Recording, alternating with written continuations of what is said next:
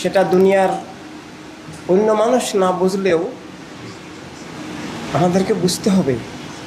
যিনি আসল ইসলাম নকল ইসলাম বুঝেন তিনি এটা বলতে পারবেন না যে ইসলাম আছে, কারণ তিনি ভুয়া ইসলাম, নকল ইসলাম, মুনাফিকের ধারাকে ইসলাম হিসাবে স্বীকার করতে, স্বীকৃতি দিতে পারেন না।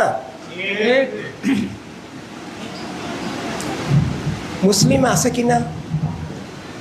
হ্যাঁ, মুসলিম দাবিদার তো 200 কোটির উপরে আছে, কিন্তু যিনি হক বাতিল বুঝেন, ইমান কুফর বুঝেন, আসল ইসলাম নকল ইসলাম যিনি বুঝেন, তিনি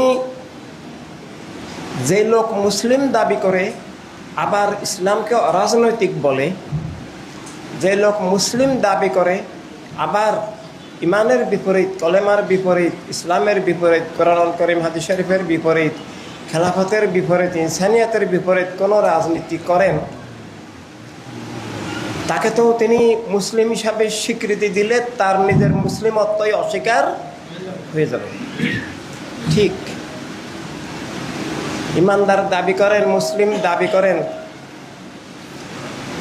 তাওহীদের কোনো আকীদা যদি, ইলাহিয়াতের কোনো আকীদা যদি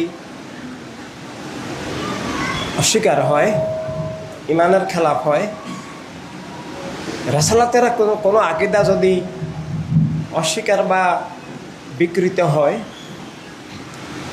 তাওহীদ রাসালাতের কিছু সিফাত স্বীকার করলো, কিছু সিফাত স্বীকার করলো না, আসলে কোনো সিফাত অস্বীকার করলে রাসালাতেই অস্বীকার হয়ে যায়।